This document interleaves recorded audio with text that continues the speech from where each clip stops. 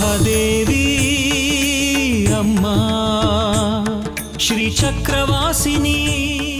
ಹೇಳಿದ್ದೆಲ್ಲ ಅರ್ಥ ಆಗಿದೆ ಅಲ್ವಾ?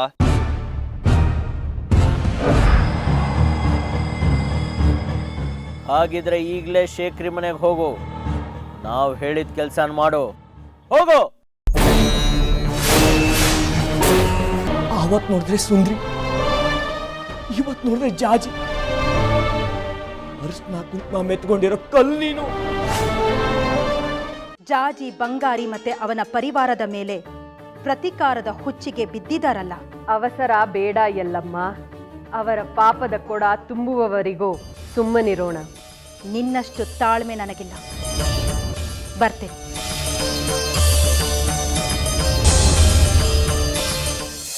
ಚೌಡಮ್ಮ, ಚೌಡಮ್ಮ. ಏನು ಎಲ್ಲಮ್ಮ, ಇಷ್ಟು ದೂರ ಪ್ರಯಾಣ? ಎಂಥ ಕೆಲಸ ಮಾಡಿಬಿಟ್ಟೆ ನೋಡು ನೀನು.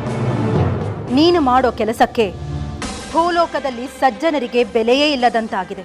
ನಾನೇನು ಮಾಡಿದೆ ಎಂದು ನನ್ನ ಮೇಲೆ ಇಷ್ಟು ದೊಡ್ಡ ಆರೋಪ ಮಾಡುತ್ತಿರುವೆ ಎಲ್ಲಮ್ಮ? ಇನ್ನೇನು ಮಾಡಬೇಕು ನೀನು? ನಿನ್ನನ್ನು ಆರಾಧಿಸಿ ಒಲಿಸಿಕೊಂಡರೆ ಸಾಕು. ರಾಕ್ಷಸ ಸಂತತಿಗಳಿಗೆಲ್ಲ ವರ ಕೊಟ್ಬಿಡ್ತೀಯ ಅಲ್ವಾ? ಯಾರಿಗೆ ಕೊಡಬೇಕು ಕೊಡಬಾರ್ದು ಅನ್ನೋ ವಿವೇಚನೆಯೂ ಇಲ್ವಾ ನಿನಗೆ?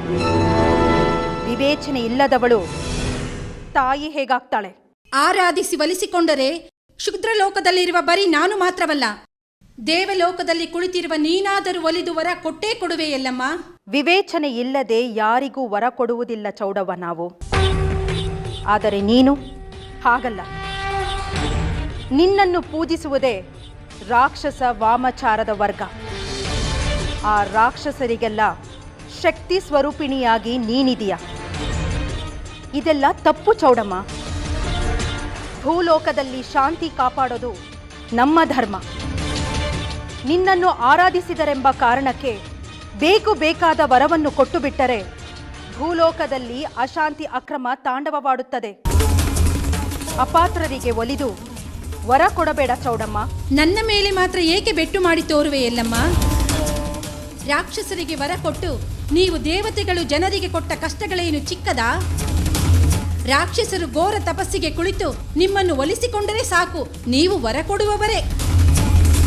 ಅದಕ್ಕಲ್ಲವೇ ತಾನು ಮುಟ್ಟಿದೆಲ್ಲ ಭಸ್ಮವಾಗಲಿ ಎಂದು ಶಿವನಿಂದ ವರ ಪಡೆದ ಭಸ್ಮಾಸುರ ಶಿವನನ್ನೇ ಸುಡಲು ಹೋಗಿದ್ದು. ವಿಷ್ಣು ಮೋಹಿನಿಯ ಅವತಾರವನ್ನು ತಾಳಿ ಶಿವನನ್ನು ಭಸ್ಮಾಸುರನಿಂದ ರಕ್ಷಿಸಿ ವಧಿಸಿದ್ದು. ಮಹಿಷಾಸುರನು ಕೂಡ ವರ ಪಡೆದೇ ರಾಕ್ಷಸನಾಗಿದ್ದು ನೆನಪಿರಲಿ. ಅಪಾತ್ರರಿಗೆ ವರ ಕೊಟ್ಟು ಲೋಕ ಕಂಟಕಕ್ಕೆ ಕಾರಣವಾದನೆಂದು ನನ್ನ ಮೇಲೆ ಆರೋಪ ಮಾಡುವ ಬದಲು ನಿಮ್ಮ ಬೆನ್ನನ್ನು ನೀವು ನೋಡಿಕೊಳ್ಳಿ. ನಿಮ್ಮ ಸರಿ ತಪ್ಪುಗಳ ಅರಿವು ನಿಮಗಾಗುತ್ತದೆ.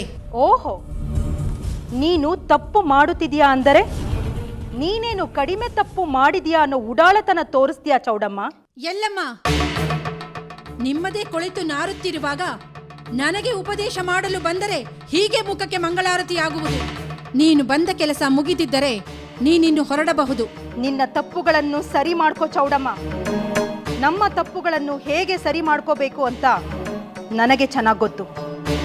ತ್ರಿಪುರ ಸುಂದರಿ ಇದ್ದಾಳೆ, ಅವಳಿರೋದೇ ಲೋಕ ಕಲ್ಯಾಣಕ್ಕಾಗಿ, ನಿನ್ನ ಹಾಗೆ ಲೋಕ ಕಂಟಕಕ್ಕಲ್ಲ. ಹೀಗೆಂದು ನನ್ನ ಬಳಿ ಹೇಳೆಂದು ಆ ನಿನ್ನ ತ್ರಿಪುರ ಸುಂದರಿಯೇ ಇಲ್ಲಿಗೆ ಕಳುಹಿಸಿದಳ? ಅವಳ ಸೊಕ್ಕಿನ ಮಾತಿಗೆ ಬೆಲೆ ಕೊಟ್ಟು ನಾನು ನನ್ನ ಕಾಯಕವನ್ನು ನಿಲ್ಲಿಸಲಾರೆ ಎಲ್ಲಮ್ಮ. ನಿಮಗೆ ಹೇಗೆ ನಿಮ್ಮ ಆರಾಧಕರನ್ನು ಪೊರೆಯುವುದು ಮುಖ್ಯವೋ, ನನಗೂ ಹಾಗೆ ನನ್ನ ಭಕ್ತರು ಆರಾಧಕರು ಮುಖ್ಯ. ನಿಮ್ಮ ಕೆಲಸವನ್ನು ನೀವು ಮುಂದುವರೆಸಿ, ನನ್ನ ಕೆಲಸವನ್ನು ನಾನು ಮುಂದುವರೆಸುತ್ತೇನೆ.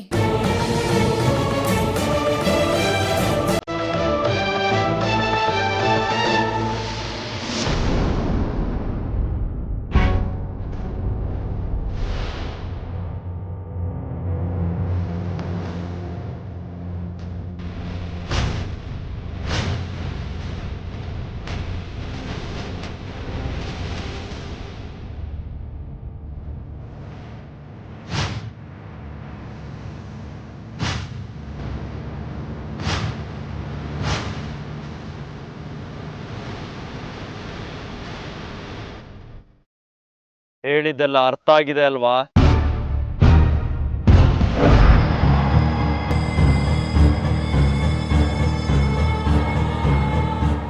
ಹಾಗಿದ್ರೆ ಈಗಲೇ ಶೇಖ್ರಿ ಮನೆಗೆ ಹೋಗು. ನಾವು ಹೇಳಿದ ಕೆಲಸ ಮಾಡು. ಹೋಗು.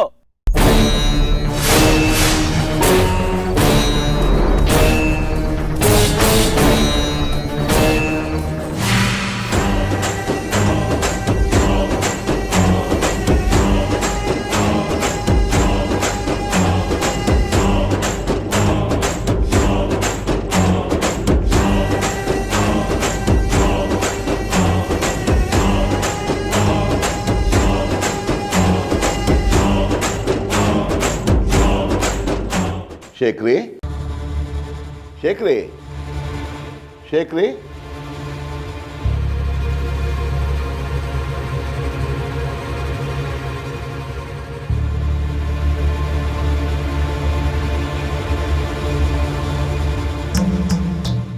ಶೇಖ್ರಿ,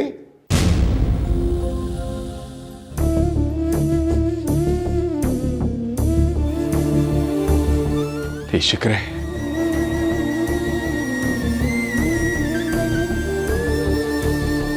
ಬನ್ನಿ ದೇಶಿಕರೇ. ಯಾವಾಗ ಬಂದ್ರಿ? ಗೊತ್ತೇ ಆಗಲಿಲ್ಲ. ಎಲ್ಲರೂ ಇಷ್ಟೊಂದು ಚಿಂತೆಯಲ್ಲಿ ಮುಳುಗಿರುವಾಗ ಎಲ್ಲಪ್ಪ ಗೊತ್ತಾಗುತ್ತೆ?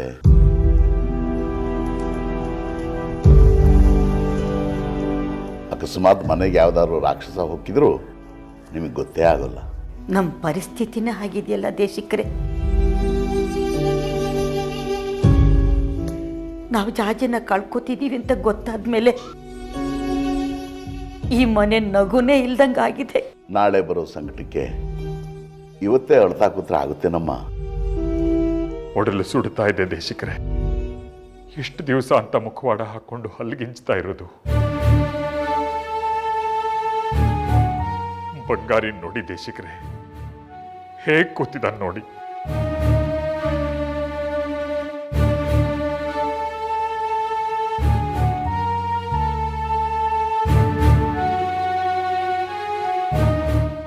ಅಂದರೆ ಜಾಜಿ ಅಲ್ಪಾಯುಷ್ಯದ ವಿಷಯಕ್ಕ ಇವರಿಷ್ಟೆಲ್ಲ ನೊಂದ್ಕೊಂಡಿರೋದು? ಜಾಜಿ ಸಾವುಗ ಇವರಿಷ್ಟು ಆತಂಕ ಪಡ್ತಾ ಇರೋದು? ನಾಳಿನ ಸಾವಿಗೆ ಇವತ್ತೇ ದುಃಖ ಪಡ್ತಾ ಇವತ್ತಿನ ನೆಮ್ಮದಿನೂ ಹಾಳು ಮಾಡ್ಕೊಳ್ತಾ ಇದ್ದಾರಲ್ಲ.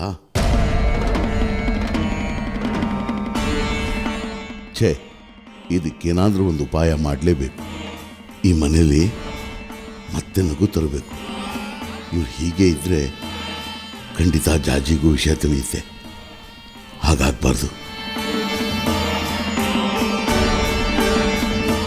ಜಾಜಿ ಸಾವು ಅನ್ನೋದು ಸತ್ಯ. ಆದರೆ ಅವಳು ಹೋಗೋವಾಗ ಇವ್ರು ಹೀಗೆ ದುಃಖ ಪಡ್ತಾ ಕಣ್ಣೀರು ಹಾಕೊಂಡು ಹೋಗಬಾರ್ದು. ನಗ್ನಗ್ತಾ ಹೋಗಬೇಕು.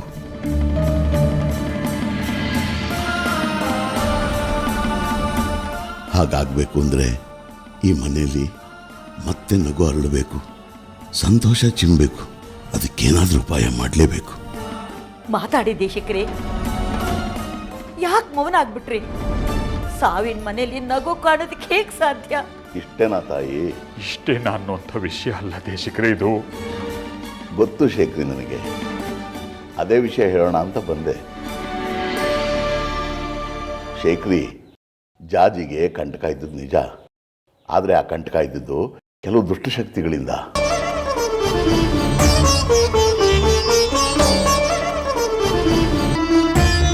ಆದರೆ ಈಗ ಆ ಎಲ್ಲ ದುಷ್ಟಶಕ್ತಿಗಳಿಗೂ ದುಷ್ಟರಿಗೂ ಅಮ್ಮನವರು ಒಂದು ಗತಿ ಕಾಣಿಸಿದ್ದಾರೆ.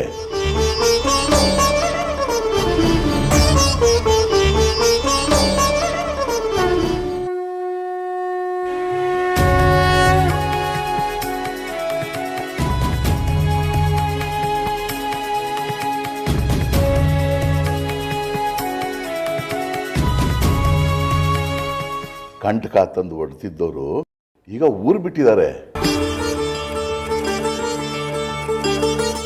ಈಗ ಅವರೆಲ್ಲಿದ್ದಾರೆ ಅನ್ನೋ ಸುಳಿವು ಕೂಡ ಇಲ್ಲ. ಇನ್ಮೇಲೆ ಜಾಜಿಗೆ ಯಾವ ಕಂಟಕನೂ ಇಲ್ಲ, ಯಾವ ತೊಂದರೆನೂ ಇಲ್ಲಪ್ಪ. ನೀವೆಲ್ಲ ನೆಮ್ಮದಿಯಾಗಿರ್ಬೋದು. ಅಂದ್ರೆ ಜಾಜಿ ಕಂಟಕ ಇಲ್ವಾ? ಜಾಜಿ ಅಲ್ಪಾಯುಷಿ ಅಲ್ಲ ಅಲ್ವಾ? ಖಂಡಿತ ಇಲ್ಲ ಬಂಗಾರಿ. ಜಾಜಿ ಅಲ್ಪಾಯುಷಿ ಅನ್ನೋದು ಅಮ್ಮನವ್ರ ಕೃಪೆಯಿಂದ ಸುಳ್ಳಾಗಿದೆ.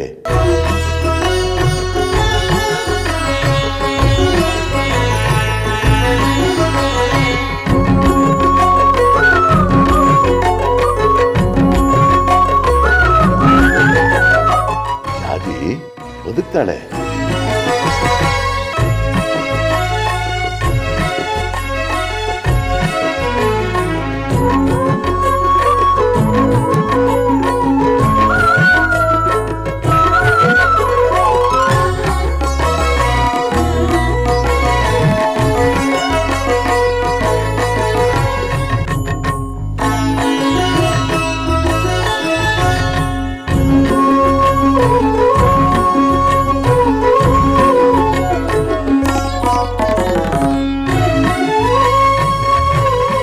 ನಿಮ್ಮೆಲ್ಲರ ಈ ಖುಷಿಗೋಸ್ಕರ ಜಾಜಿ ಅಲ್ಪಾಯುಷಿ ಅಲ್ಲ ಅನ್ನೋ ಒಂದು ಸುಳ್ಳು ಹೇಳಿದರೆ ಅದು ಖಂಡಿತ ತಪ್ಪಲ್ಲ.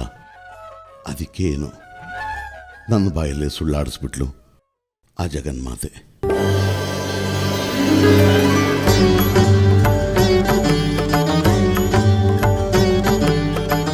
ಜಾಜಿ ಸಾವು ಇನ್ನು ಸ್ವಲ್ಪ ದಿನದಲ್ಲೇ ಬರಲಿದೆ.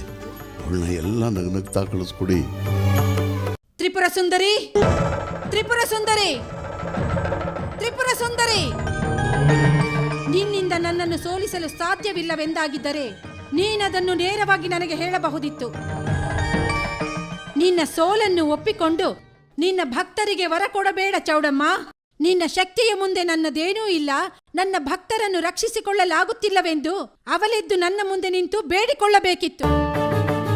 ಅದನ್ನು ಬಿಟ್ಟು ಎಲ್ಲಮ್ಮನನ್ನು ಕಳುಹಿಸಿ ದುಷ್ಟರಿಗೆ ವರ ಕೊಡಬೇಡವೆನ್ನುವ ಉಪದೇಶದ ಮಾತುಗಳು ಬೇಡವಾಗಿತ್ತು. ನಾನು ಎಲ್ಲಮ್ಮನ್ನ ನಿನ್ನ ಬಳಿ ಕಳಿಸಿಲ್ಲ. ನೀನು ಕಳುಹಿಸದೆ ಅವಳು ಬರುತ್ತಾಳಾ? ಅವಳು ನಿನ್ನದೇ ಅಂಶ, ನೆನಪಿರಲಿ. ನೀನೇ ಅವಳನ್ನು ನನ್ನ ಬಳಿ ಕಳಿಸಿರುವೆ. ಅಧರ್ಮನ ಅಳಿಸಿ ಧರ್ಮನ ಉಳಿಸೋದು ನನ್ನ ಕರ್ತವ್ಯ. ಆ ಲೋಕಪಾಲನೆಯ ಕರ್ತವ್ಯ ಹಾಗೆ ನಡೀತಾ ಇರುತ್ತೆ. ಅದಕ್ಕಾಗಿ ನಾನು ನಿನ್ನ ಬಳಿ ಬರ್ತೀನಿ ಅನ್ನೋ ಕನಸು ಕಾಣಬೇಡ. ಕನಸೇನು, ನಿಜವೇ ಆಯಿತಲ್ಲ. ಆ ನಿನ್ನ ಎಲ್ಲಮ್ಮ ಬಂದು ವಾಮಾಚಾರಿಗಳು ರಾಕ್ಷಸರು ಬೇಡಿದ ವರವನ್ನು ಕೊಟ್ಟು ನನ್ನ ಭಕ್ತರಿಗೆ ಅಡ್ಡಿಪಡಿಸಬೇಡವೆಂದಳಲ್ಲ. ಇಷ್ಟೇ ಸಾಕಲ್ಲವೇ ನಿನಗೆ ನನ್ನ ಮೇಲಿನ ಭಯವನ್ನು ಸಾಬೀತುಪಡಿಸಲಿಕ್ಕೆ? ದೇವರುಗಳಾಗಿ ನಮಗೊಂದು ವಿಶೇಷ ಶಕ್ತಿ ಇರುತ್ತೆ ಚೌಡಮ್ಮ. ಅದು ವಿವೇಚನೆ. ಹೊಗಳಿ ಮೇಲೇರಿಸಿ ಒಲಿಸಿಕೊಳ್ಳುವವರಿಗೆಲ್ಲ ಬೇಕಾದವರ ಕೊಡಬೇಕಾಗಿಲ್ಲ. ಲೋಕ ಕಲ್ಯಾಣವೆನ್ನುವುದು ನನ್ನೊಬ್ಬಳ ಕರ್ತವ್ಯ ಅಲ್ಲ, ಅದರಲ್ಲಿ ನೀನು ಭಾಗಿ. ಭಕ್ತರ ರಕ್ಷಣೆ ನಮ್ಮ ಗುರಿ. ನಾನು ಮಾಡುತ್ತಿರುವುದು ಅದೇ ಅಲ್ಲವೇ? ನನ್ನ ಭಕ್ತರನ್ನು ರಕ್ಷಿಸುವುದು ನನ್ನ ಹೊಣೆ ಮತ್ತು ನನ್ನ ಗುರಿ. ನಿಜ. ಹಾಗಂತ ಮಾನವ ಮತ್ತು ದಾನವರ ವ್ಯತ್ಯಾಸವಿಲ್ಲದ ಹಾಗೆ ವರ ಕೊಟ್ಟು ಸಮಾಜಘಾತುಕರಾಗುವುದಕ್ಕೆ ಅವಕಾಶ ಕೊಡಬಾರದಲ್ವಾ? ಈ ಒಳ್ಳೆಯದು ಕೆಟ್ಟದ್ದು ಎಲ್ಲ ನನ್ನ ತಕ್ಕಡಿಯಲ್ಲಿಲ್ಲ ತ್ರಿಪುರ ಸುಂದರಿ. ನನ್ನದೇನಿದ್ದರೂ ಒಮ್ಮುಖ ನಡೆ. ಪ್ರೀತಿಸುವವರಿಗೆ ಪ್ರೀತಿ, ದ್ವೇಷಿಸುವವರಿಗೆ ದ್ವೇಷ. ಅಷ್ಟೇ. ಕೊಟ್ಟು ಪಡೆಯುವುದಷ್ಟೇ ನನ್ನ ಅಭ್ಯಾಸ. ನಿನ್ನ ಭಕ್ತರನ್ನು ಪೋಷಿಸುವುದು ನಿನಗೆ ಹೇಗೆ ಧರ್ಮವೋ, ನನ್ನ ಭಕ್ತರನ್ನು ಪೋಷಿಸುವುದು ನನ್ನ ಧರ್ಮವೇ.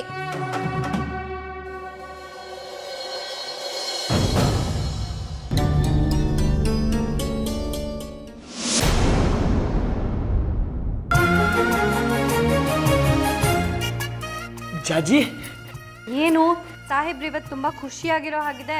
ಇನ್ಮೇಲೆ ಯಾವಾಗಲೂ ಹೀಗೇನೆ. ಹೀಗೆ ಅಂದ್ರೆ? ಹೀಗೆ ಅಂದ್ರೆ ನಾನು, ನೀನು, ನಮ್ಮ ಪಾಪು. ಹೋಗ. ಇದ್ರ ಜೊತೆಲಿ ನಮ್ಮ ಅಮ್ಮನೂ ಇದ್ರೆ ಚೆನ್ನಾಗಿರ್ತಿತ್ತಲ್ವಾ? ಹೌದು ಕಣೋ ಬಂಗಾರಿ, ನಾನು ದಿನ ಅಮ್ಮನವ್ರ ಮುಂದೆ ದೀಪ ಹಚ್ಚುವಾಗ ಅದನ್ನೇ ಕೇಳ್ಕೊಳ್ಳೋದು.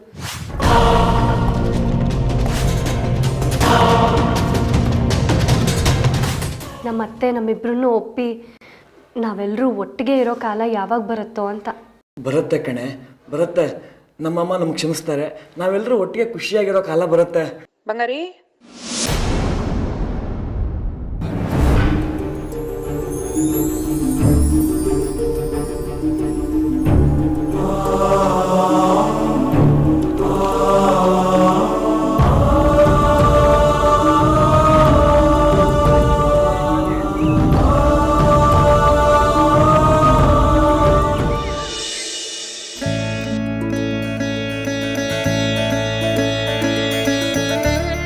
ಅಮ್ಮ ಅತ್ತೆ,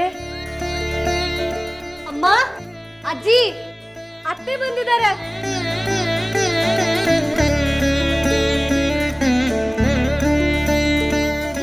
ಅಮ್ಮ ಚೆನ್ನಾಗಿದ್ದೀರಾ? ನೀ ಹೇಗಿದೀಯಮ್ಮ? ನಾನು ಚೆನ್ನಾಗಿದ್ದೀನಿ. ಅಂತೂ ಬಂದ್ಬಿಟ್ರಲ್ಲ, ತುಂಬಾ ಸಂತೋಷ ಆಯ್ತು. ನಮ್ಮ ಜಾಜಿ ಬಂಗಾರಿ ಅಂತೂ ನಿಮ್ಮನ್ನು ತುಂಬ ನೆನೆಸ್ಕೋತಾ ಇದ್ರು. ಇವಳು ಎಷ್ಟು ಹರಕೆ ಹೊತ್ತಿದ್ಲು, ನಾವೆಲ್ಲ ಒಂದಾಗಿರ್ಬೇಕು ಅಂತ. ಮಗ ನನ್ನನ್ನು ಕೇಳದೆ ಮದುವೆ ಮಾಡ್ಕೊಂಡಲ್ಲ ಅಂತ ಸಿಟ್ಟಿನಿಂದ ಇಷ್ಟು ದಿನ ದೂರ ಇದ್ದೆ.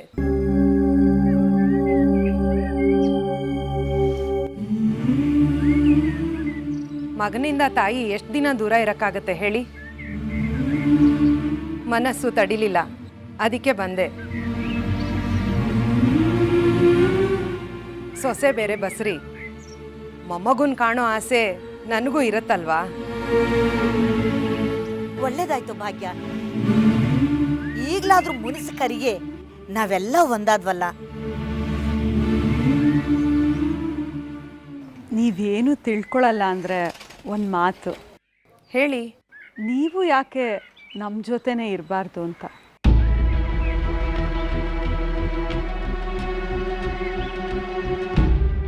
ಸರಿಯಾಗಿ ಹೇಳ್ದೆ ಕಣೆ ಲಲಿತಾ. ಭಾಗ್ಯ, ನೀನು ಇಲ್ಲೇ ಇದ್ರೆ ಚೆನ್ನಾಗಿರ್ತಿತ್ತು, ಜಾಜಿಗೂ ಸಂತೋಷ ಆಗ್ತಿತ್ತು.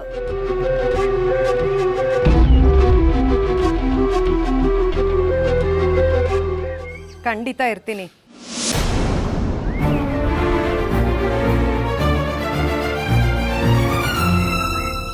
ನನ್ನ ಮಗ ಸೊಸೆ ಎಲ್ಲಿರ್ತಾರೋ ಅದೇ ನನ್ನ ಮನೆ.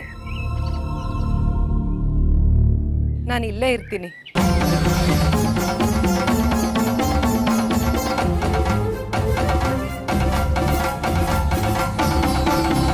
ಅಯ್ಯೋ, ನನ್ನ ಬುದ್ಧಿಗಿಷ್ಟು. ಇಲ್ಲೇ ಹೊರಗಡೆ ನಿಲ್ಸಿ ಮಾತಾಡಿಸ್ತಾ ಇದ್ದೀನಿ, ಒಳಗೆ ಬನ್ನಿ. ಬನ್ನಿ ಬನ್ನಿ ಅತ್ತೆ.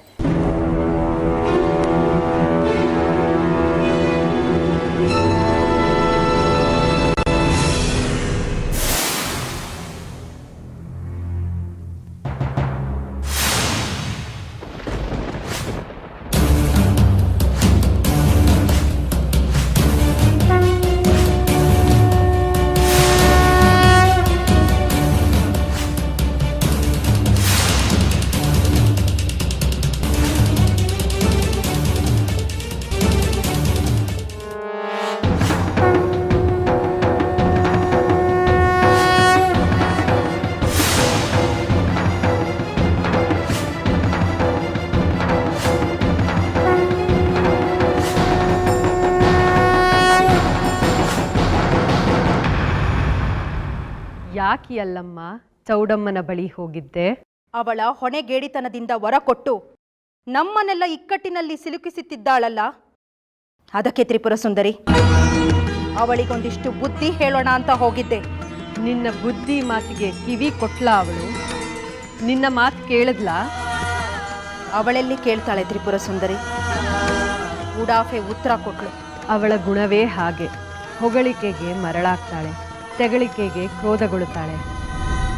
ಅವಳ ಗುಣ ಗೊತ್ತಿದ್ದೂ ಹೋಗಿದ್ಯಲ್ಲ, ನಿನ್ನ ಬುದ್ಧಿಗೇನಾಗಿದೆ? ಸ್ವಲ್ಪನಾದ್ರೂ ಬದಲಾದ್ರೆ ಅನ್ನೋ ಆಸೆಯಿಂದ ಹೋದೆ. ಆದರೆ ಅವಳು ಅದನ್ನೆಲ್ಲ ಮಣ್ಣು ಪಾಲು ಮಾಡಿಬಿಟ್ಲು. ಅವಳ ಬುದ್ಧಿನೇ ಅಂಥದ್ದು ಅಂತ ತೋರಿಸಿಕೊಟ್ಲು. ಅವಳ ವಿಷಯ ಬಿಡು ತ್ರಿಪುರ ಸುಂದರಿ, ನಿನ್ನ ಭಕ್ತರ ವಿಷಯ ಮಾತಾಡು. ಮುಂದೇನು ಮಾಡಬೇಕು ಅಂತಿದ್ಯಾ? ಯೋಚನೆ ಮಾಡಬೇಡ ಎಲ್ಲಮ್ಮ. ಕಾಲಾಯ ತಸ್ಮೈ ನಮಃ. ಕಾಲವೇ ಎಲ್ಲವನ್ನೂ ಉತ್ತರಿಸುತ್ತದೆ. ಆ ಕಾಲ ಯಾವಾಗ ಬರುತ್ತೆ ತ್ರಿಪುರ ಸುಂದರಿ? ಆ ಚಂದ್ರಾಧಾರ ಮತ್ತು ಸೂರ್ಯಾಂಶು ಸೃಷ್ಟಿಸಿ ಕಳಿಸಿದ ದುಷ್ಟ ಶಕ್ತಿ ಶೇಖರಿ ಮನೆಗೆ ಪ್ರವೇಶಿಸಿ ಆಯಿತು. ಇನ್ನು ನಾವು ಸುಮ್ಮನೆ ಕೂರುವುದರಲ್ಲಿ ಅರ್ಥ ಇಲ್ಲ. ಏನಾದ್ರೂ ಮಾಡು. ಇದೇ ಕ್ಷಣಕ್ಕಾಗಿ ಕಾಯ್ತಾ ಇದ್ದೆ ಎಲ್ಲಮ್ಮ. ದುಷ್ಟರ ಪ್ರವೇಶ ಆಯಿತು. ಇಲ್ಲಿಂದ ಅಮ್ಮನವರ ಅಸಲಿ ಆಟ ಶುರು.